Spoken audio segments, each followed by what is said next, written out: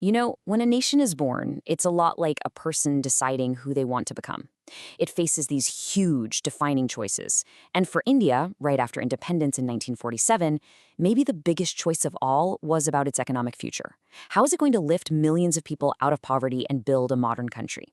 Well, the answer wasn't just one simple decision. It was a whole series of really intense debates that pitted industry against agriculture and one big dream for progress against another. So let's dive into how that whole debate got started. Now, take a look at this quote. You might think it's from some old history book from the 1950s, right? Nope, this is from 2006. These were protesters in the state of Orissa, and they were fighting against a massive new steel plant. And their cry, it gets right to the absolute heart of the debate that has been shaping India for over 70 years. And that really brings us to the big questions, doesn't it? What even is development, and who is it really for? We talk about development like it's this simple, straight line of progress that's good for everyone. But as we're about to see, one person's idea of development can be another person's displacement. One group's big opportunity can be another's total destruction. Okay, so let's dig into what was happening in Orissa. On one hand, you've got this huge promise of investment, money, and jobs. I mean, that's the classic development story, right? But on the other hand, you've got local tribal communities who are terrified they're going to lose their homes, environmentalists warning about all the pollution, and then the government is stuck right in the middle. Everyone has a stake in this, but their interests are completely at odds. So, who gets to decide? And that, right there, is the whole point. The final decision on something like this isn't just about the economics or the engineering. At the end of the day, it's political. It's about deciding whose vision for the future gets built, whose needs matter more, and ultimately, who's going to pay the price. All right, so keep that conflict in your head, because now we're going to jump in a time machine. We're rewinding the clock all the way back to the beginning of independent India, when the entire country faced this exact same kind of massive choice, not just for one project, but for the direction of the whole nation. So back then, on the world stage, there were basically two main playbooks for how to become a modern nation. You had the liberal capitalist model, the American and European way, which was all about free markets and private companies. And then you had the socialist model of the Soviet Union, where the government took complete control of the economy to push for development. Now, you'd think this would have sparked a huge debate, right? But what's so interesting is that there was this incredible consensus. I mean, leaders from all over the political map, including Prime Minister Nehru and the Congress Party, they were all really impressed with the Soviet model. That American-style capitalism, it had very, very few takers. So why was everyone on the same page? Well, first off, India's new leaders were absolutely determined that their government would be the total opposite of the old colonial one. Its job wasn't just to help foreign companies make money. Its main job, its number one responsibility, was to fight for social justice and pull the nation out of poverty. And the overwhelming belief was that you just couldn't leave a job that massive to private companies. Just so we're all on the same page with the terms here, this idea of the state controlling the economy, that's what we usually call a left-leaning view. The belief in free markets with the government staying out of the way, that's what we call the right. And in newly independent India, the whole political vibe was very much on the left. Okay, so everyone's on board with the state taking the lead. So India didn't just kind of wander into its economic future. No, it decided to plan it meticulously. And here's another twist that you might not expect. This idea of a planned economy, it wasn't just being pushed by the socialists. It actually had support from pretty much everyone, including a group you'd think would be totally against it. Yep, you heard that right.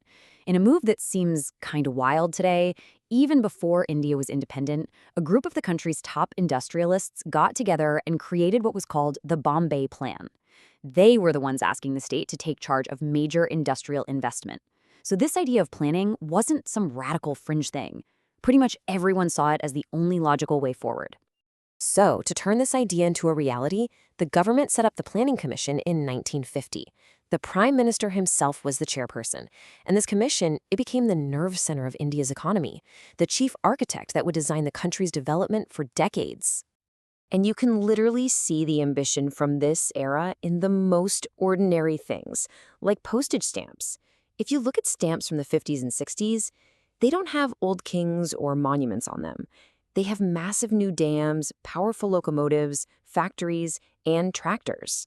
This was the vision, a brand new, modern industrial India on the rise. The main tool they used to make all this happen was something called the 5-year plan. And this idea was borrowed straight from the Soviet Union. Basically, the government would map out all of its money, what was coming in, what was going out, for the next 5 years. This let them think long-term and make these huge strategic moves in the economy. But just because you have a plan doesn't mean everyone agrees on the details. And the first huge debate that broke out was all about priorities. Where should India put its money first? Into its farms or into its factories? So the first 5-year plan, well, it played it safe. The economist behind it, K.N. Raj, basically argued that India should hasten slowly. The main focus was on agriculture, which was in really bad shape after partition. So they poured money into huge irrigation projects and dams with the belief that a strong farming sector was the foundation for everything else. But then, the second plan comes along, and it just completely flips the script. This plan wasn't about being patient. It was aiming for a great leap forward through super-fast industrialization. The focus swung entirely over to building heavy industries like steel and machinery, all run by the government. And to protect these new Indian industries, they slapped huge taxes on imported goods. Now, this huge push for industry was a total game changer, for sure. It really did help a lot of industries get off the ground. But it wasn't a smooth ride. Pretty soon, you could start to see some major cracks appearing in the blueprint. Problem number 1, technology. See, India was all in on building its own factories, but it didn't have the advanced know-how or the high-tech gear to do it. It had to buy all that from other countries, and that costs a ton of foreign currency, money that it was already really short on. So right from the get-go, there was this big dependency. And the second problem, well, it was even more fundamental. With all the money and attention going to the factories, who was paying attention to the farms? The answer was not enough people. And for a huge country with a growing population, neglecting agriculture meant the very real threat of food shortages was suddenly looming. And that led to the third big issue. Critics started pointing out that this whole strategy had what they called an urban bias. It felt like the plans were all about building up the cities and industrial hubs, while the countryside, where most Indians actually lived, was getting left behind. It was kind of like creating two different Indias. So why are we talking about all this stuff from the 1950s? Why does it matter today? Well, because these aren't just old debates from a history book. The choices that were made back then set the Indian economy on a particular path, a path it's still on today, with a lot of the same arguments and fault lines still running right through it. Let's bring it right back to where we started, those protests in Orissa.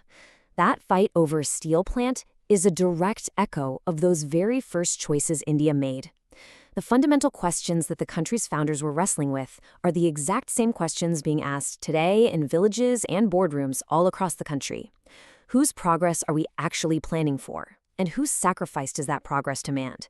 There's still no easy answer.